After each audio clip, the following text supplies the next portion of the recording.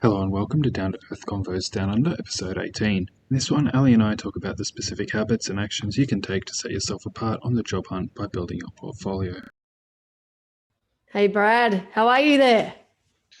Hey Ali, I'm doing well. How are you? I'm going not too bad, thank you. I've got a bit of a cold. I'm a little bit huskier than normal, but other than that, I'm all good. You got a nice spot there. Whereabouts are you, near the beach? Yeah, I'm at Iluka Beach on the West Australian coast. Lovely spot. Nice. The weather looks lovely. Oh, it definitely is today. Really good day. Cool. Are you going to be the expert that I'm going to be questioning today? What's our topic for today? Yeah, a little bit. So today I wanted to talk about, you have young people, they're trying to find a job. A lot of them want, a marketing role, a sales role, a operations role, a professional role. But, fresh out of high school or even fresh out of university, most kids don't have practical skills. They don't have anything to really sell themselves to an employer. It's a bit of a sad situation. So I wanted to talk about some proven methods to building a powerful portfolio and just daily life habits, really, that can help you do that to sell yourself and to get a professional job without a lot of the bullshit that you have to go through to try and get one. And it's a struggle after uni and after high school when you don't have those skills and you don't have the real world experience even. And so there are shortcuts you can take to create and to acquire those. Excellent. Are we talking about interview skills today as well, or is it Not specifically. We've done that in the past though. Yes, we have. Yeah.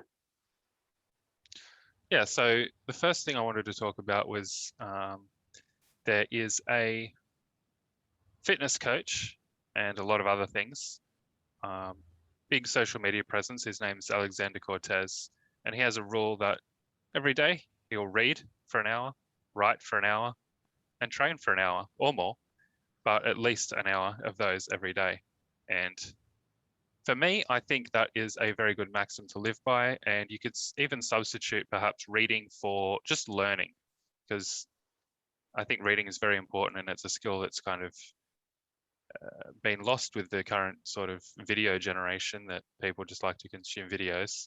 But that is also a fantastic way to learn. So it's not one or the other, it's both. And I think definitely spending the time to be learning daily, writing about what you're learning daily, and training to improve your physical fitness are just three things that are definitely going to lift you up. So when it comes to writing, that could be blogging, that could be journaling, that could be anything in between, really. So one thing that I did during my initial month at Praxis, which is the entrepreneurship program for young people, was to blog every day. And so one of the questions that people would have is, okay, what the hell do I write about? Well, the answer is you write about what you're learning. And it doesn't have to be a full post published every single day. That is what I did and what a lot of people did during the program. The issue with that is if you're trying to publish a quality post every day, you need quite a bit of time to allocate towards that to make it a quality piece of writing. Not everyone has that much time, and not everyone is a naturally gifted writer. So I would say as long as you're working on something every day, maybe you publish every second day, or maybe you only publish once or twice a week if you write a big, meaty, juicy, informative post. The habit is what's important, and that habit is working on it every day. So definitely doesn't have to be a full post every day. And I would actually caution against that unless you have a lot of time, because if you do publish a post every day, you'll end up like me and a lot of the other Praxians that went through and did it that way, and you just have a collection of mediocre posts that you then either need to go and polish up and make them good or scrap them. It's better than doing nothing, but you may as well go for the quality right out the gate. So I would say another thing, if you're writing, is really want to be concise. You're not writing for a teacher, but you're writing for a real human being. And I can say that because I used to be a teacher. But you're not trying to meet some arbitrary criteria in a matrix of how they're going to mark you. You're communicating with real people. And one of the best ways to do that is to be conversational in how you write. So pretend that you're speaking to someone and type the words pretty much exactly that way. You can cut filler words that you might use in a conversation that you aren't going to want to include in a post. But really, you write exactly how you speak. That's the key to writing that people want to read, that cuts through, that isn't written in academic or that sort of parlance that puts people off. It's not casual. Any thoughts to Great. add there, Ali, or questions that might have come up based on that? Well, I guess what you're saying, Brad, is to get in the habit, like to form a habit, to get into practice of just blogging. And it doesn't necessarily have to be perfect or spot on, like as we were learning in school. Yep. So it's 80% out the door, not 100% in the drawer. 100%. So that helps me a lot, that saying. And I do remember speaking to, he's actually a tenant of mine, but he works in a school system. He's a great guy. His name's Luke. And I was telling him about writing, and he said, Ali, you can speak, you can certainly write. Anyone that can speak can write. It's just what you say. It's conversational, write as you speak. So that's a great tip for anyone. And if you're struggling to do that, just record it, transcribe it, get it transcribed by someone else, or let YouTube, if you upload it, it'll auto caption and you can download it and just clean it up a little bit. But you don't need to write. You don't need to touch the keyboard. You can just pull out your recording app, speak what you want to say, get it transcribed, clean it up, post it. Yeah, and then you can actually read it from a teleprompter. Yep. And produce video content as well. It's everything's work, but that's a little bit later on. I'm going to suggest that, but yes. Okay. Yep. Okay. We'll get to that later.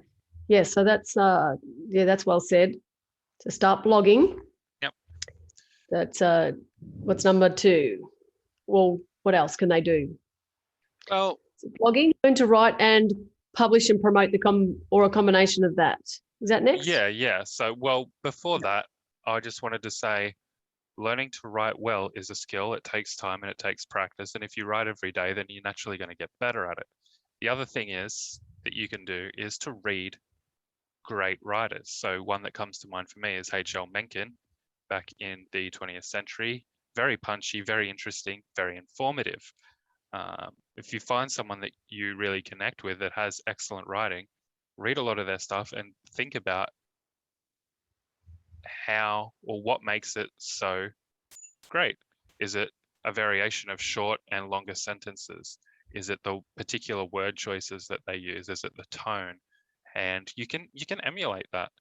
You can take the parts that sit well with you, that you want to have come across in your own writing, and just adopt that form of writing. And it's not copying them, because you've got your own ideas and your own thoughts. It's going to come across differently, but it's going to have that injection of a spark to it based on, that particular writer or even several writers that you enjoy. But yes, publishing and promoting, very important. And this is a key area where the 80-20 rule really applies. 20% of it is creating your post. And honestly, 80% of creating your post is creating the headline, because that's what entices people to click on it, to read it. But that's all 20%. 80% of your effort is actually going into promoting it. So posting it on social media, hashtagging it, using SEO in the copy and the titles to make it show up in Google. And that's what I've done. I've got an article on the Australia's bail-in laws, and it's had like 30,000 views.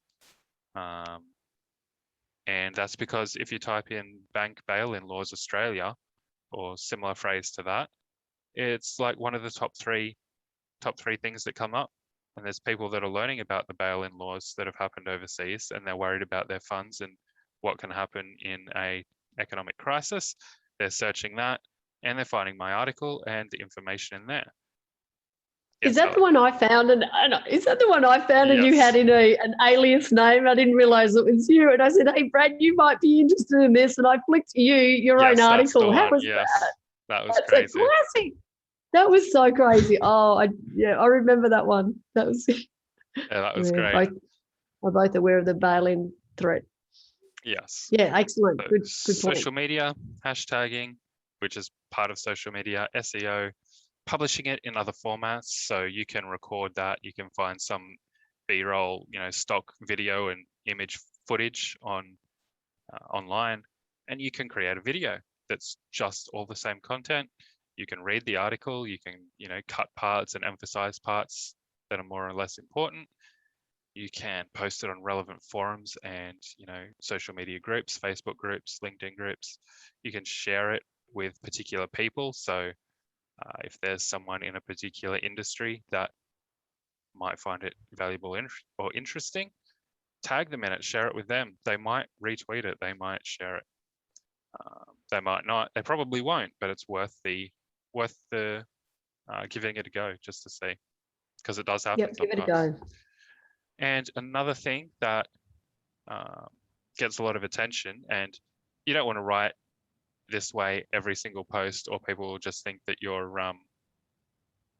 really unpleasant, but contrarian takes. So, right now everyone's talking about how great the lockdowns are and how they're saving lives and all this. But then the ones that are getting a lot of attention are the ones that are talking about the economic impacts and the impacts on, people that have a very low risk of contracting the virus or suffering any complications from it. And they're being penalized and punished and completely destroyed economically and spiritually and mentally by the response to this virus. So they're getting a lot of attention because they're saying something that, you don't find so much in the mainstream media, but it's a very important topic that a lot of people are feeling, and, a lot of people connect with that. So a contrarian take on something is definitely worth adding into the mix of the things that you write about, for sure. That's one way you can stand out, because don't want to be like all the rest. So sometimes if you stand out and be contrary to their points of view, it might be one way they can stand out, these young kids writing. And this is the mission behind this, is for them to get practice at blogging and sharing their ideas and their expertise from what they've learned and interacting on these forums. And then that sort of almost becomes something that they could offer to a potential employer. I've been writing this blog and what have you. Yeah, and also just sharing their stories and things that they've experienced and the lessons they've learned in their life. It doesn't mean that, you learn something arbitrary on YouTube and then go blog about it. It's learn what you're interested in. But everyone's always got, rich life experiences that they can draw on to mine out different stories and things that it's communicating, really. It's showing your ability to communicate to an employer or a potential employer. That's right. So this is a skill that we need the kids to upskill on, communication. Yeah, and it fits within your broader portfolio. So your broader showcasing of, the value you can create and have created. So it's not just for designers and creatives that can, post photos and screenshots and things of what they've created digitally or physically. If it's customer service, then you can share stories and learnings from your time working with people in a retail store or wherever it is. If it's sales, you can share conversations that you've had that have taught you something. If it's marketing, you can share results and experiments and learnings. You can share new tools and new strategies. And again, it doesn't always have to be relevant to the professional world either. It can be something that you just find interesting. It's good to have professional ones in the mix because at the end of the day, it's part of a professional portfolio. But showcasing who you are showcases whether you're a culture fit for a particular company as well. So it all works together in harmony. That's right. And getting used to copyright and headlines, subtitles, I think you're going to talk a little bit later on being concise and to the point and that sort of thing. So it's just really just getting practice and upskilling on a communication skill like blogging for those roles like copywriting, marketing, sales roles, online marketing, and those sort of, and that's a growing industry, isn't it? That's where there's a lot of jobs there. Yeah, but it's also for, operations roles that are working on products and workflows in teams. It's for customer success. It's for sales. It's for everything. It's whatever you choose to focus on and make kind of part of your personal brand. The only other thing I wanted to say in terms, or two more things I wanted to say in terms of your portfolio, and you can do a personal website, you can do just a Medium page that you write under. There's a lot of different ways you can do it, and you talk about this a lot, it's be authentic. So if you want a job at a tech company, don't pretend to be, woke and on board with this new age modern corporate crap just because you want a tech job, or you'll end up miserable, surrounded by enemies, and have to say and do objectionable things to fit in. So I would say if you have a different perspective, use that, because that'll signal to the right company that you're a good fit. So don't be trying to pigeonhole or position yourself as something that you're not in the way that you write and the things that you write about and the points of view that you reflect in your writing. Be authentic to yourself. It doesn't mean you have to come out fighting against the things that you're against strongly, although that's definitely a good thing to do generally in life. But it just means, don't pretend to be aligned with things that you're not. And the other thing is just signal your values. So like focus on the learnings, the results, the outcomes, the lessons, the specifics. You can tell a story that doesn't really go anywhere. That's not going to impress anyone, and it's not going to communicate anything significant.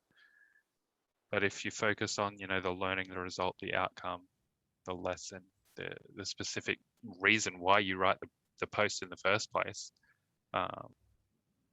that has a very different outcome. And so I would recommend starting with why, like Simon Sinek says, and making that clear in your opening paragraph, perhaps throughout, maybe not, and definitely, at the end, making it very clear why you've bothered to write this post in the first place, because there's no point just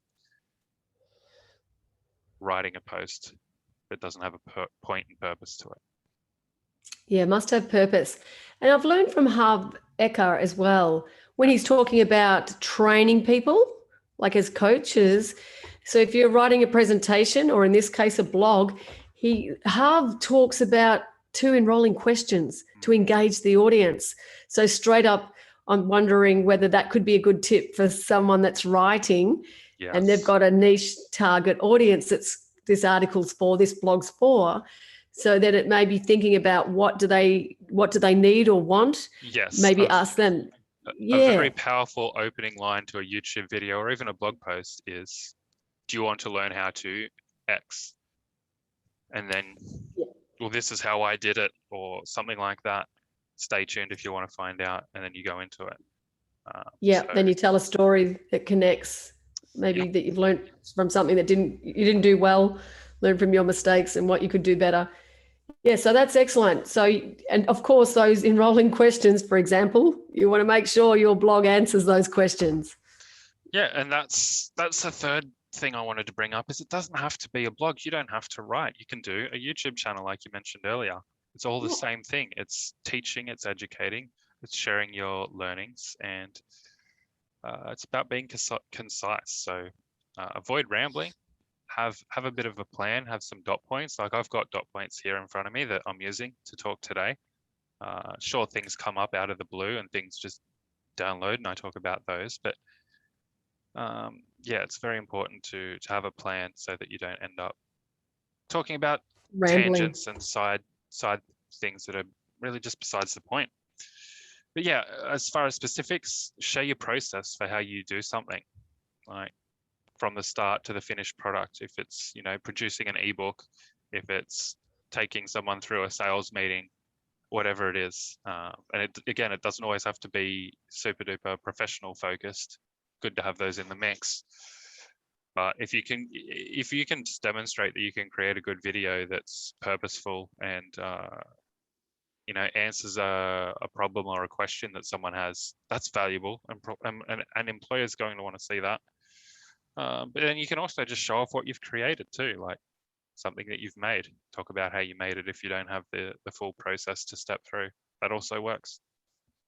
Yeah, that's excellent. And talking about the framework and having notes and structure when you go into a podcast, and we're in like a two-way, we're hosted this lessons that we don't teach in school, so we have a shared doc, don't you, which we could share also with you got your Google Docs or your Notion board. Yep. And we pop down our title, what we want to speak about, the topic, and then subheadings and the main points of what you want to cover. Yeah, and any questions that might come up, and it keeps us on track. Exactly. That's the thing.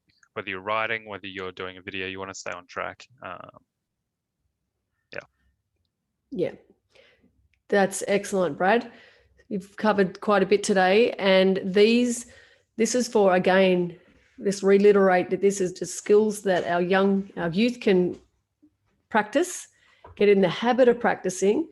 And 80% out the door is better than 100% in the drawer. We're not looking for perfect, as I think it's Grace Levis says. She's looking for massive imperfect action.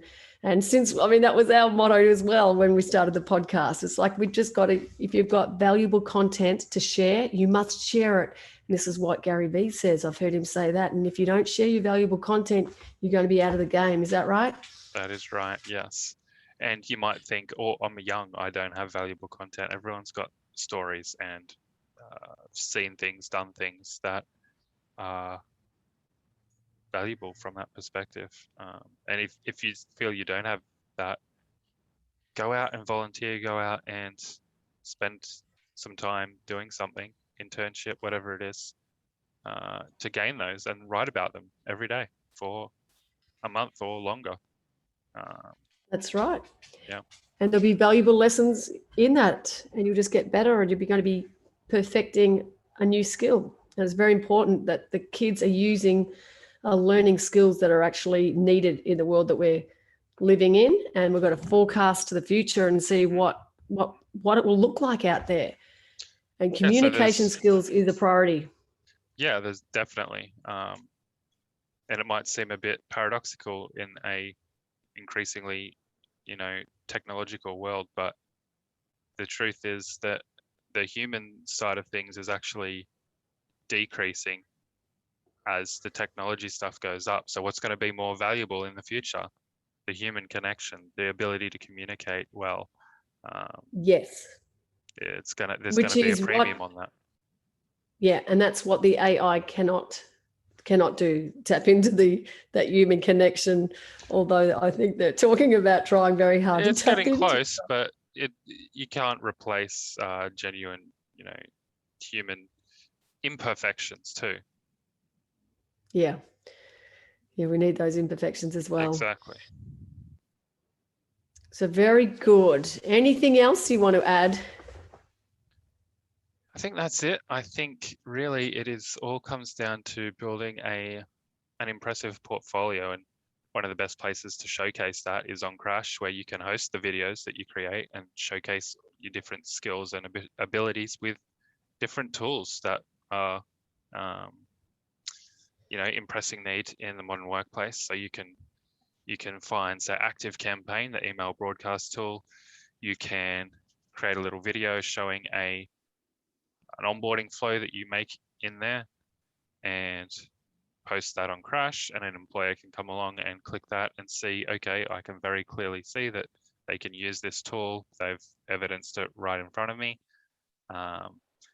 And if you meet a handful of the tools that they use, or even tools that are very similar, so ActiveCampaign and HubSpot, the skills are going to be fairly transferable there. You need to click.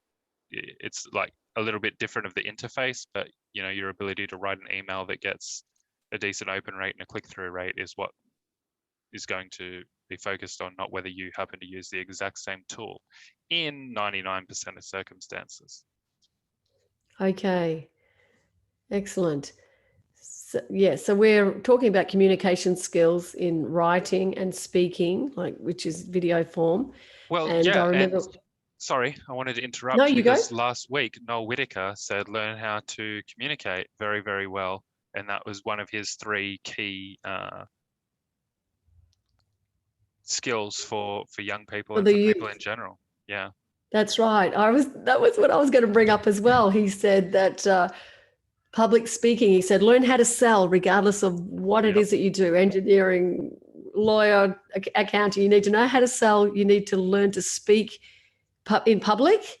And he said that's just a learned skill. And that's what I think that's going to be a skill that we need in the world that we live in today, because it's been demonstrated everywhere. And also the third one was go the extra mile. That's what Noel said. So for the youth, I really want to get that one across too.